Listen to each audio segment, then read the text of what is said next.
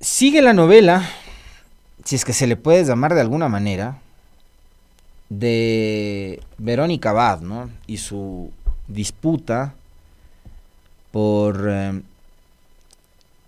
vías judiciales. Primero, defender su condición de tal. La señora, como les digo siempre, podrá no ser de nuestro agrado por su forma de hacer política, de pensar, de ver la situación y las diferentes causas en este país. Pero la señora es vicepresidenta de la República, y la señora es vicepresidenta porque estaba acompañando a Daniel Noboa, el actual presidente, en la papeleta. O sea, no es que está ahí por casualidades y azares del destino, ¿no? La señora era compañera de fórmula de Noboa. Es la vicepresidenta. Y en este país, en el que parece que todo vale, en el que parece que si tienes poder, puedes hacer con la Constitución y con las leyes lo que te venga en gana,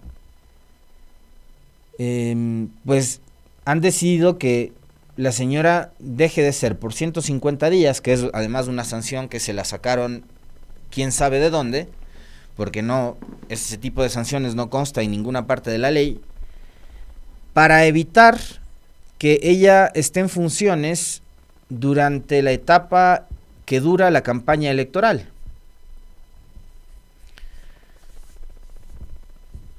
Que va desde el 5 de enero hasta el 4 o 5 de febrero, creo, ¿no? O 6 de febrero. Eh,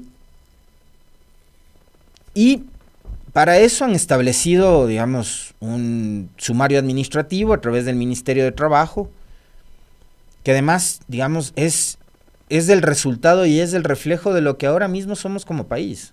Somos un estado en el que no prima la razón de entrada. Creo que hemos perdido la razón incluso. En el que no hay estado de derecho, en el que se hace lo que dice el más fuerte o el que tiene la sartén por el mango y el poder. En este caso el señor Noboa parece que tiene todas las funciones y todas las instituciones a su merced.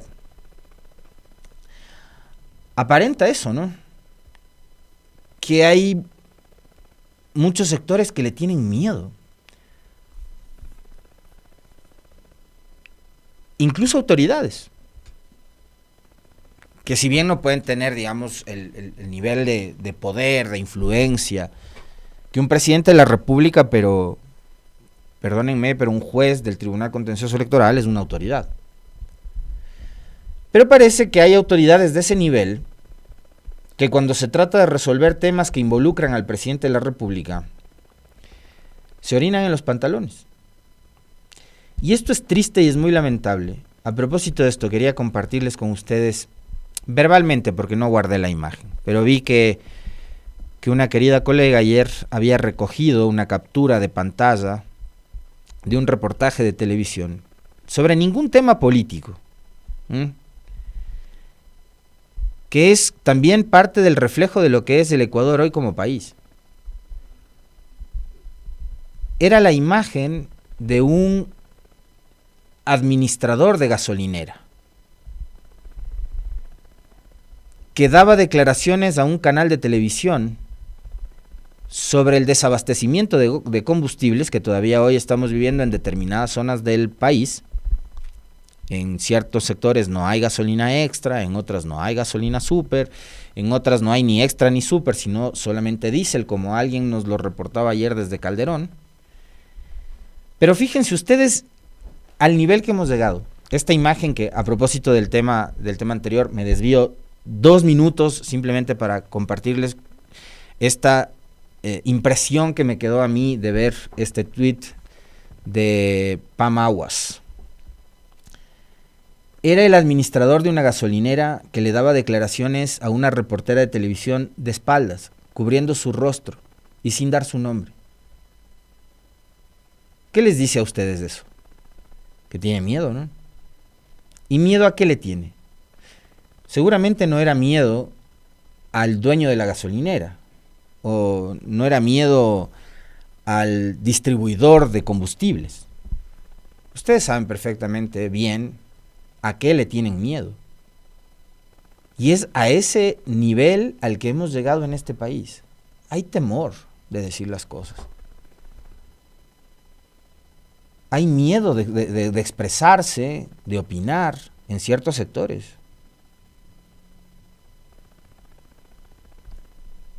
Hay mucha prepotencia, hay mucho autoritarismo, hay mucha arbitrariedad. Y a mí me dejó impresionado esa imagen. Es una captura de pantalla de un reportaje de televisión que hablaba sobre el desabastecimiento de gasolinas. Y el administrador de la gasolinera le daba las declaraciones a la reportera de televisión de espaldas, cubriendo su rostro y sin dar su nombre, porque tienen miedo.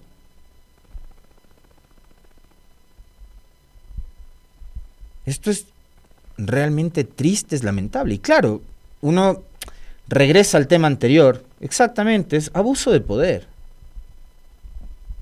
Es abuso de poder, tal cual, lo que ustedes dicen en el chat. Yo comparto plenamente. Es eso, es la arbitrariedad, es la prepotencia, el autoritarismo, ¿no? Este gobierno que ha tenido ministros que llamaban a los medios de comunicación, a las radios, a gritar, a denostar, a desprestigiar a los analistas que entrevistaban las radios. Mientras tanto, los periodistas se orinaban en los pantalones también. Claro, ¿no? O sea, hay periodistas y periodistas también, ¿no?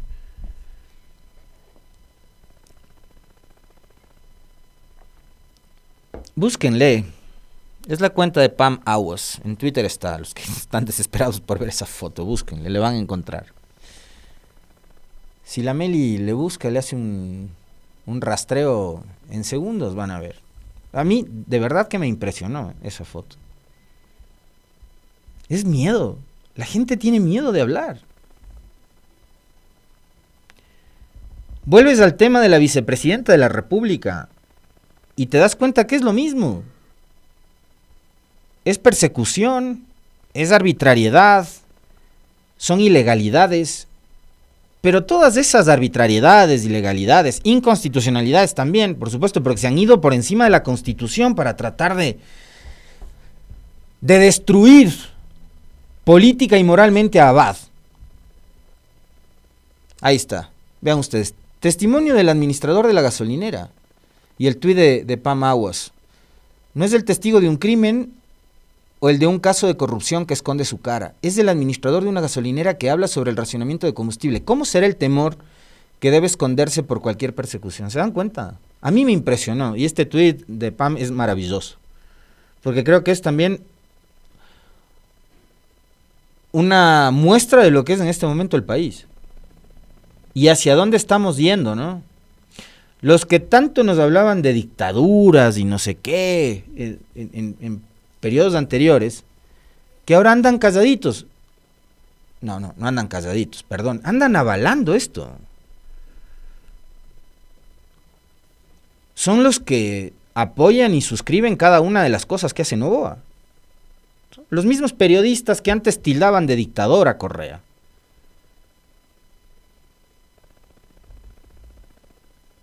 Ahora están felices y contentos con esto. Con ciudadanos que tienen temor de hablar y de dar su opinión. Entonces, este ciudadano seguramente debe estar pensando en el caso de Abad, o en el caso de los periodistas que han sido perseguidos, o en el caso de las periodistas que han sido deportadas, como el caso de Alondra, o el caso de Aquiles Álvarez, o tantos otros casos en los que el gobierno se ha dedicado a perseguir gente.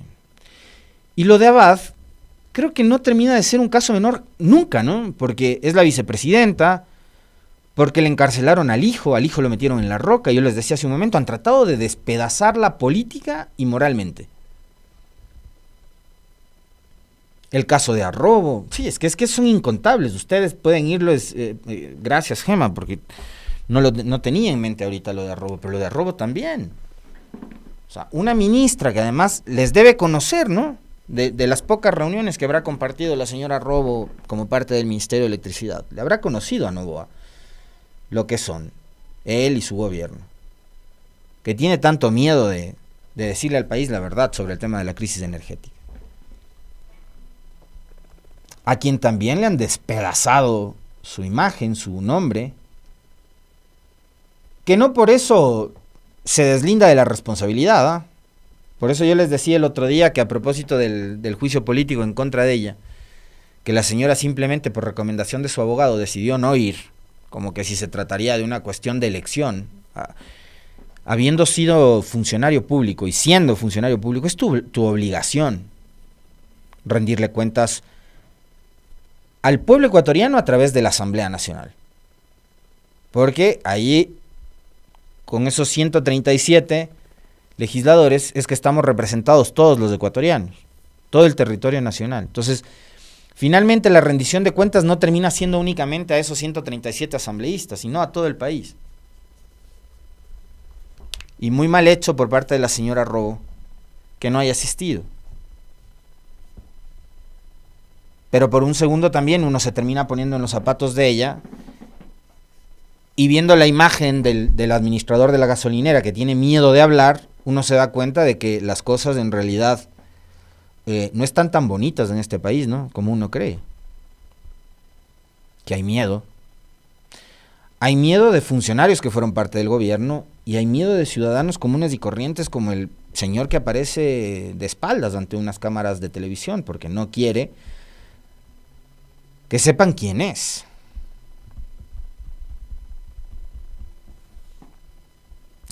Entonces, ante esta situación, resulta que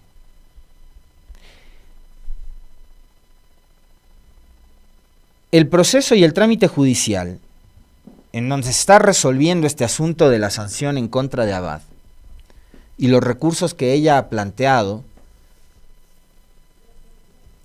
para intentar dar de baja una sanción que es una vergüenza en su contra, esta sanción que tiene que ver con una suspensión de 150 días, con lo cual el gobierno de Noboa pretende neutralizarle durante la etapa de campaña. Le siguen dando largas. Estamos 17 de diciembre, martes 17 de diciembre, y cada vez el tiempo se acorta más para llegar al límite, ¿no? Que es ese 5 de enero en que arranca la campaña electoral y que es el momento en el cual el señor Noboa sí o sí debería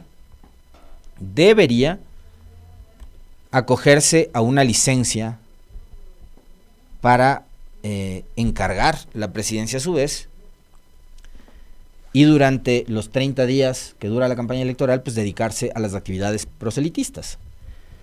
Pero resulta ser que hace algunos días la señora presidenta del Consejo Nacional Electoral da una declaración con la que deja abierta la posibilidad de que hoy el señor Noboa, como recogen además medios de comunicación, esta es una nota del portal digital de Coavisa, Noboa se ha planteado no pedir licencia durante la campaña, de un asunto que no es opcional, que es mandatorio. O sea, sí o sí, cualquier candidato que aspire a la reelección al mismo cargo tiene que acogerse a una licencia. Y la señora Tamain, con una declaración que dio hace días atrás, dejó abierta la posibilidad de que si el presidente decide no acogerse a la licencia, bueno, el resto de candidatos que aspiran a una reelección podrán hacer lo mismo. Por ejemplo, los asambleístas. Creo que es algo así como el 80% de la actual composición de la asamblea que está buscando la reelección. Entonces, si el presidente decide inobservar lo que dice la ley y no acogerse a la licencia, bueno, los asambleístas podrían hacer lo mismo. No funciona así. No funciona así, y este sería uno más de los tantos pésimos precedentes que estaría dejando este gobierno. Que es lo que yo les decía hace un momento, es, bueno, y como están las cosas ayer ya, porque en serio, cada vez este país a uno le termina decepcionando más por la forma en la que se entiende la política y por cómo manejan la política y por cómo interpretan las leyes y la Constitución determinados analistas, que son los que buscan la manera de torcer la ley, de evadir, de bypassear las leyes. Ecuador es prácticamente la hacienda del señor Noboa, en donde él puede hacer lo que le dé la gana. El gobierno nacional se ha planteado la posibilidad de que el presidente de la República, Daniel Noboa, no solicite licencia para participar en la campaña electoral. Este escenario fue confirmado por el ministro de Gobierno José de la Gasca, quien indicó en una entrevista con Diario Expreso que al tratarse de un mandato surgido tras la declaratoria de muerte cruzada, no sería necesario que el jefe de Estado pida licencia para ejercer su cargo mientras realiza actividades de campaña. Sin embargo, la postura del Ejecutivo ha generado debate. Dos constitucionalistas, y ahí entran los famosos constitucionalistas, ¿no? Estos analistas que... Ay, Dios mío. Consultados por Ecoavisa, consideran que la Constitución obliga al jefe de Estado a solicitar la licencia, aunque reconocen que existen vacíos en la normativa, ¿no? Por un lado, dicen que la Constitución le obliga al presidente a solicitar licencia, y por otro dicen, pero hay por ahí un vacío que puede facultarle a que el señor Noboa simplemente decida hacer lo que le venga en gana y no solicitar la licencia. Javier Palacios, experto en derecho constitucional, señaló que esta interpretación se sustenta en un dictamen de la Corte Constitucional emitido en el 2010, el cual establece que los periodos producto de la muerte cruzada no se contabilizan como reelección. Entonces, yo les pregunto en serio a ustedes, ¿qué es lo que es Noboa? ¿Es o no es presidente de la República? ¿Es o no es jefe de Estado? ¿Está o no está en funciones? ¿Es necesario que, en serio, que en la norma diga que la obligación para sacar licencia se establece también para el que fuese presidente resultado de una elección eventual tras una muerte cruzada y que aspira a la reelección? ¿En serio es necesario que se les diga con punto y coma? O sea, ¿no es más elemental por sentido común que si estás en funciones y te postulas al mismo cargo, termina siendo reelección? Y por último, si es que no les gusta el sentido común, que en este país cada vez se va volviendo como el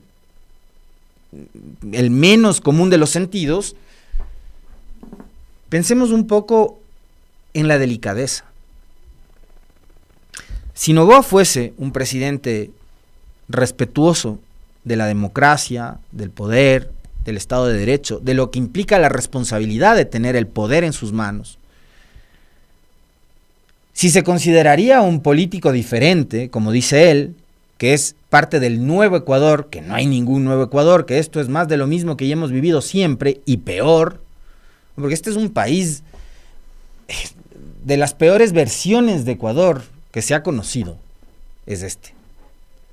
¿Qué es la continuidad de lo que vivimos con Lasso en materia de inseguridad, en materia económica, en materia de necesidades que no han sido satisfechas en la población, por cuestiones de inversión? Pero por Dios, si los expertos dicen que no hay combustible porque no se ha invertido en infraestructura en el sector petrolero y nos quedamos sin electricidad porque decidieron no invertir en el mantenimiento de las centrales termoeléctricas y porque no le dieron continuidad al Plan Maestro de Electricidad 2030, esto es más de lo mismo, esto no es ningún nuevo Ecuador. Pero si Noboa quisiera decirle y enviarle un mensaje diferente al país, diciéndoles, yo sí soy un político totalmente diferente a los anteriores, no soy abusivo, no hago campaña con recursos públicos, soy absolutamente decente, no lo es.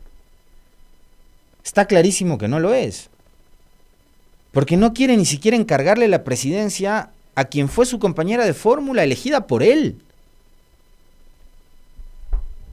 Y como les dije hace un momento, ha tratado de hacer todo lo que ha estado a su alcance, aunque resulte ilegal, para deshacerse de Abad y para además asesinar la reputación de Abad, a quien junto a su hijo le han acusado incluso de tener cuentas en paraísos fiscales, unas sumas estratosféricas, 10 millones de dólares.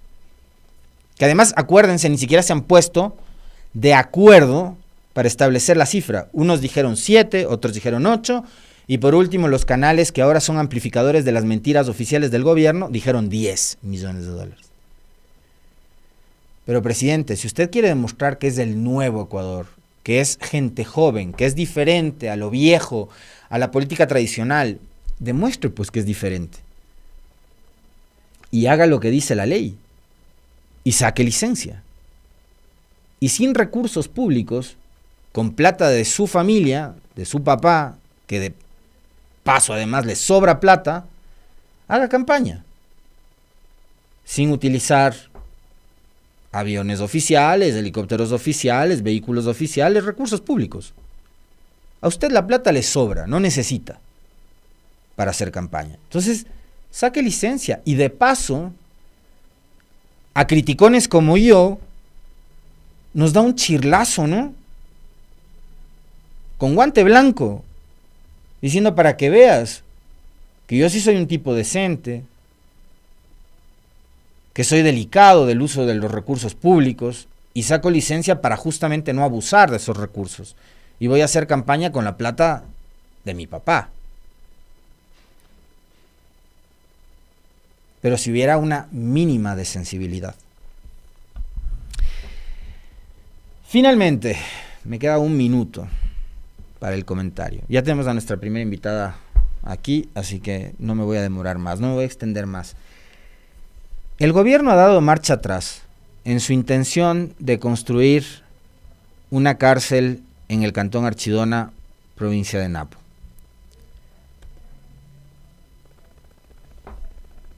Llegamos al extremo de 15 días de protesta que rebasaron únicamente las posturas de los habitantes de ese cantón y de la propia provincia de Napo. Como lo habíamos comentado en días anteriores, y que además nosotros sí fuimos de los pocos medios de comunicación que le dimos mucha cobertura a este asunto, en otros medios nacionales este caso de Archidona y de la cárcel pasó casi inadvertido, no le pararon bola, pero se convirtió ya en una causa regional. Y nosotros ayer, por ejemplo, empezábamos este espacio de opinión informándoles a ustedes que la provincia de Pastaza se había unido a la movilización y habían cerrado la carretera que une Puyo con Macas. Y así por el estilo, ¿no? Ya la Confeniae, que es la filial amazónica de la CONAIE, se había sumado a la resistencia y al paro. Y esa resistencia, y por supuesto también la falta de diálogo por parte del gobierno, porque una de las cosas que nosotros acá mencionábamos es el señor de la Gasca, que anda muy preocupado de librarse de Abad, ¿no? ¿Por qué no atendía las inquietudes del pueblo de Napo y de la gente de Archidona? Finalmente nunca hubo canales de diálogo, hubo un intento por ahí de conversar que finalmente no prosperó. Después de una suerte como de encuentro, de reunión, la respuesta del gobierno fue: la cárcel va porque va, se va a construir la cárcel. Se había ya hecho la adjudicación del famoso contrato, en fin, 50 y pico de millones de dólares destinados a una cárcel de máxima seguridad que iba a estar cerca de escuelas, de colegios, en la zona urbana de Archidona. La gente decidió con más fuerza resistirse y decirle al gobierno de Noboa que no. Y finalmente la respuesta del gobierno fue un comunicado publicado ayer que dice: el día de hoy el gobierno nacional ha aceptado la invitación realizada por el GAD municipal de Salinas para la implementación de un proyecto de infraestructura penitenciaria de máxima seguridad. El proyecto de tener una cárcel de máxima seguridad y no una megacárcel, inicialmente priorizado para el desarrollo económico y la seguridad del cantón Archidona, donde ya existe una cárcel, será ejecutado en un nuevo punto estratégico que se definirá en coordinación con las autoridades locales del cantón Salinas. La actual cárcel en Archidona, que es de mínima seguridad y cuenta con una infraestructura deficiente, será repotenciada en la medida de sus capacidades. Esta decisión reafirma el compromiso del Gobierno Nacional con el fortalecimiento de la seguridad ciudadana y con el impulso del desarrollo económico y social, ahora de la comunidad del Cantón Salinas, generando empleo directo e indirecto y dinamizando la economía local mediante una obra de esta envergadura. En su carta de invitación, el GAT municipal de Salinas destacó que en el marco de la priorización de inversión en infraestructura cuenta con el espacio físico para la implementación de un proyecto de infraestructura penitenciaria, mismo que se pone a consideración del Gobierno Nacional para el Plan Nacional de Seguridad Integral. El Ministerio de Gobierno respalda la decisión del Gobierno Autónomo Descentralizado de Salinas por apoyar y colaborar el esfuerzo integral en la lucha contra la inseguridad y en el desarrollo de las comunidades. Seguiremos trabajando juntos contra la inseguridad, el narcoterrorismo y las mafias que protegen a los pillos. No vamos a parar en esta lucha. Ese es el mensaje que publica ayer el gobierno a través de un comunicado en las cuentas del Ministerio de Gobierno. Solo como para tener en cuenta y como dato, el alcalde de Salinas, Denis Córdoba, es militante de ADN y es aliado político del presidente Noboa. Entonces es una salida bastante fácil. Él deciría ya que no hagan allá, vengan acá. Primero tienen que darse de baja todo el proceso de contratación que hicieron con la empresa con la cual iban a construir la cárcel, de entrada. Y después, valdría la pena preguntarle al señor Denis Córdoba, alcalde de Salinas, si es que él ya socializó esto con, por lo menos, el cuerpo de concejales, la Cámara Edilicia de Salinas, y después con su cantón, ¿no? ¿Será que al resto de habitantes de Salinas les encanta la idea de tener una cárcel de máxima seguridad? ¿O también genera un proceso de crisis como el que vivió hace poquito nomás Archidona? Preguntas que quedan ahí como para que las responda el alcalde de Salinas y también, ¿por qué no?, el propio presidente Noboa y el gobierno nacional.